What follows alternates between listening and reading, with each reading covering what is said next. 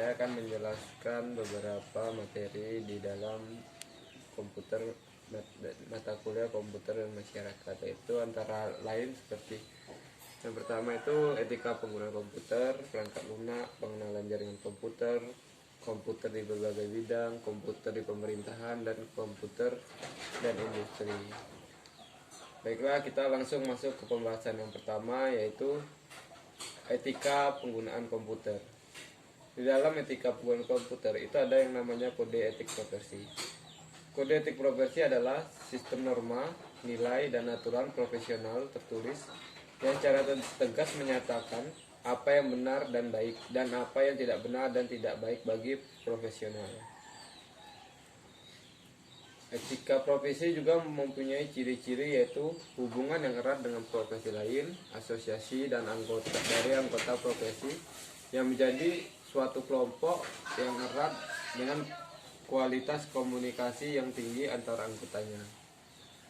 Suatu bidang pekerjaan yang terorganisasi dari jenis intelektual yang terus berkembang dan berkembang, serta suatu teknik intelektual. Yang kedua itu teknologi informasi dalam etika profesi. Dalam lingkup teknologi informasi, kode etik profesinya memuat kajian ilmiah mengenai prinsip atau norma-norma dalam kaitan dengan hubungan antar profesional, teknologi informasi dengan klien, organis profesi, serta dengan pemerintah. Selanjutnya itu teknologi informasi dalam profesi. Nah, pekerjaan di bidang teknologi informasi terbagi dalam kelompok, yaitu yang pertama, mereka yang bergelut di dunia perangkat lunak atau software seperti web designer, analisis sistem, dan programmer. Yang kedua, mereka yang bergelut di bidang perangkat keras atau hardware seperti technical engineer atau networking engineer. Yang terakhir yaitu mereka yang berkecimpung dalam operasional sistem informasi seperti operator elektronik data processing atau EDP. Selanjutnya itu yang keempat, yaitu etika programmer. Seorang programmer tidak boleh membuat atau mendistribusikan malware. Yang kedua itu tidak boleh mencuri software, khususnya development tools. Dan yang terakhir itu tidak boleh menulis kode yang dengan sengaja menjatuhkan kode programmer lain atau mengambil keuntungan dalam menaikkan status. Selanjutnya itu yang terakhir, teknologi informasi dalam etika profesi di masyarakat. Nah, teknologi informasi dan komunikasi bisa menjadi pilar-pilar pembangunan nasional yang bisa mengadaptasi di setiap permasalahan bangsa dan masyarakat. Sebagai contoh, menyerap tenaga kerja baru, mencerdaskan kehidupan bangsa, dan sebagai alat pemersatu bangsa. Nah, untuk pembahasan selanjutnya yaitu mengenai perangkat lunak komputer. Jadi perangkat lunak atau software adalah istilah khusus untuk data yang diformat dan disimpan secara digital. Di dalamnya termasuk program komputer, dokumentasinya, dan sebagai informasi yang dapat dibaca. Ada 10 jenis perangkat lunak, yaitu yang pertama perangkat lunak application atau software application, yaitu perangkat lunak merupakan suatu subkelas perangkat lunak komputer yang memanfaatkan kemampuan komputer langsung untuk melaksanakan sebuah tugas yang diinstruksikan pengguna, seperti Microsoft Office, Windows, atau Windows Media Player, itu untuk yang musik. Yang kedua itu perkakas pengembangan perangkat lunak atau software development tools. Software development tools adalah salah satu jenis perangkat lunak atau software yang digunakan untuk membuat atau mendebug, maintenance, atau merawat atau memelihara dan mengembangkan perangkat lunak lainnya. Yang ketiga itu sistem operasi atau operating system. Sistem operasi adalah seperangkat lunak komputer atau software yang bertugas untuk melakukan kontrol dan manajemen perangkat keras dan juga operasi-operasi dasar sistem, termasuk menjalankan perangkat lunak lain seperti program pengolahan kata yang bisa digunakan untuk mempermudah kegiatan manusia. Yang keempat itu pengendalian perangkat keras atau device driver. Device driver dapat dikatakan sebagai penghubung antara perangkat-perangkat keras dan komputer. Misalnya menghubungkan penggunaan barcode scanner pada aplikasi database-nya. Contohnya aplikasi yang dipakai adalah yang dipakai di swalayan. Yang kelima itu perangkat lunak menetap atau firmware. Perangkat lunak menetap firmware adalah istilah yang mengacu pada perangkat lunak yang disimpan di dalam memori hanya baca. Yang keenam itu perangkat lunak bebas atau libre software atau free software. Perangkat lunak bebas mengacu pada software yang bebas untuk dipakai, dipelajari dan dimodifikasi serta bisa disalin dengan tanpa memodifikasi atau dengan beberapa ketentuan untuk memastikan bahwa kebebasan serupa juga bisa dinikmati oleh pengguna selanjutnya. Yang ketujuh itu perangkat lunak sumber terbuka. Perangkat lunak sumber terbuka adalah jenis perangkat lunak yang kode sumbernya terbuka untuk dipelajari, dimodifikasi, ditingkatkan dan disebarluaskan. Yang ke-8 adalah perangkat lunak uji coba. Perangkat lunak uji coba mengacu pada perangkat lunak berkepemilik yang disediakan untuk pengguna tanpa membayar secara uji coba dan sering dibatasi oleh kombinasi dari fungsi ketersediaan atau kenyamanan. Selanjutnya ke-9 itu perangkat lunak gratis. Nah, untuk perangkat lunak gratis ini merupakan perangkat lunak komputer berhak cipta yang gratis digunakan untuk selamanya. Berbeda dari shareware atau perangkat lunak uji coba yang mewajibkan pengguna membayar misalnya setelah jangka waktu 1 bulan atau untuk memperoleh fitur tambahan. Yang ke-10 itu perangkat lunak perusak. Perangkat lunak perusak atau perangkat lunak berbahaya, malware, adalah perangkat lunak yang dibuat untuk merusak atau menyusup ke sistem komputer atau jejaring komputer tanpa izin dari pemilik SAR. Nah, selanjutnya kita masuk ke pembahasan kita yang selanjutnya, yaitu pengenalan jaringan komputer. Jadi jaringan komputer atau JARCOM adalah sekumpulan komputer yang saling terhubung dan berkomunikasi untuk mencapai tujuan tertentu. Misalnya berbagi sumber daya dan berinternet. Adapun tujuan dari jaringan komputer, yaitu yang pertama membagi sumber daya. Contohnya berbagi pemakaian printer, CPU, memori, dan hard disk. Yang kedua itu komunikasi. Contohnya seperti surat elektronik, instant messaging, dan chatting. Yang ketiga itu akses informasi, yaitu contohnya web browsing.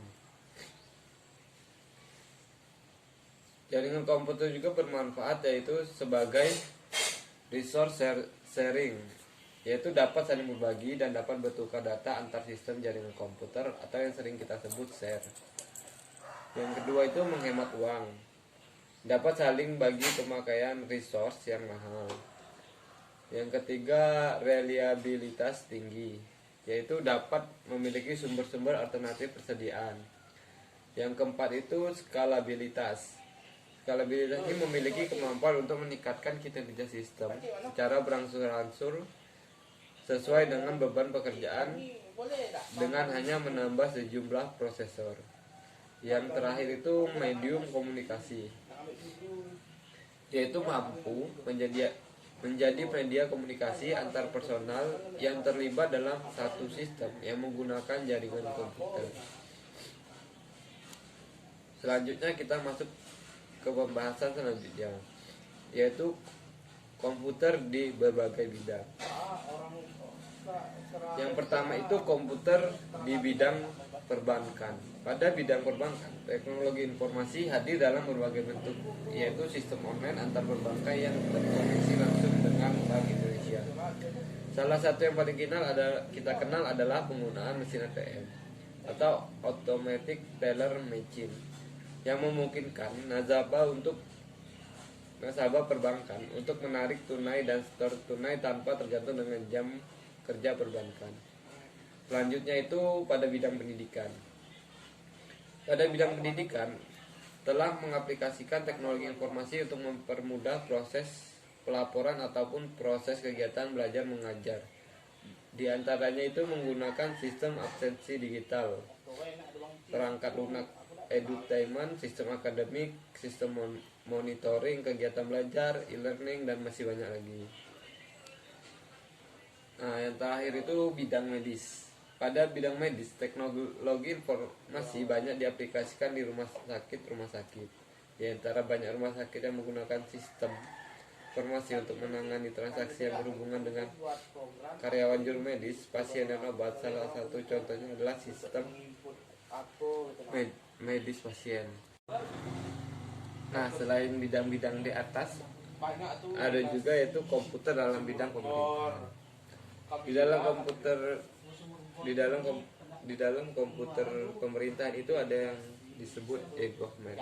E-government adalah menggunakan teknologi informasi dan komunikasi atau ICT untuk mempromosikan pemerintahan yang lebih efisien dan penekanan biaya yang efektif.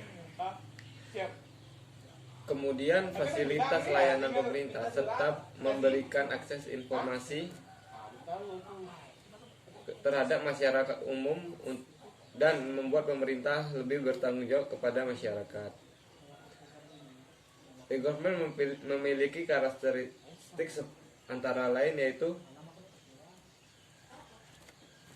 merupakan suatu mekanisme baru atau modern antar pemerintah dengan masyarakat dan kalangan lain yang berkepentingan. Yang kedua itu melibatkan penggunaan TI terutama internet. Yang ketiga itu memperbaiki mutu atau kualitas pelayanan yang selama ini berjalan. E-government memiliki tujuan yaitu memberikan kemudahan dan kesederhanaan prosedur sehingga penerapannya memerlukan perubahan struktur organisasi pemerintahan itu sendiri dan yang kedua itu membentuk hubungan yaitu government to citizens atau G2C, yakni sistem layanan e-government yang memungkinkan komunikasi dan interaksi antar institusi pemerintahan dengan masyarakat. Lalu government to business atau G2B, yakni sistem atau layanan e-government yang memungkinkan komunikasi dan interaksi antar institusi pemerintah dengan perusahaan atau institusi bisnis. Nah, yang ketiga itu government to government atau G2G, yakni sistem atau layanan e-government yang memungkinkan komunikasi dan interaksi antar institusi pemerintah baik antar institusi horizontal maupun vertikal. E-government memiliki manfaat yaitu sebagai antara lain meningkatkan hubungan pemerintah, pelaku bisnis, dan masyarakat umum. Lalu ada juga komputer dalam bidang industri, yaitu komputer dalam bidang industri itu memiliki peran teknologi teknologi komputer dalam bidang industri dan manufaktur sangat besar. Di antaranya adalah sebagai berikut. Yang pertama itu mengendalikan mesin-mesin produksi dengan kecepatan tinggi. Yang kedua untuk melaksanakan tugas tertentu dalam jalur perakitan otomatis. Yang ketiga sebagai alat bantu untuk merancang produk baru secara cepat, mudah, dan tepat. Kekurangan penggunaan komputer dalam bidang industri yaitu yang pertama kelebihannya itu proses produksi dapat dilakukan dengan sedikit mungkin tenaga manusia sehingga mengurangi resiko fisik atau kecelakaan kerja yang dapat dialami oleh manusia. Yang kedua itu proses produksi dilakukan dengan cepat dan mudah. Yang ketiga itu dapat menghemat biaya produksi. Untuk kekurangannya itu yaitu penyempitan lapangan kerja,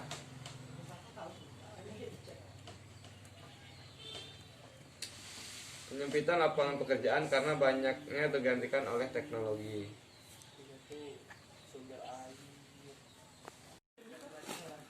Sekian pembahasan singkat saya tentang komputer masyarakat. Semoga ilmu yang saya berikan dapat bermanfaat untuk teman-teman sekalian.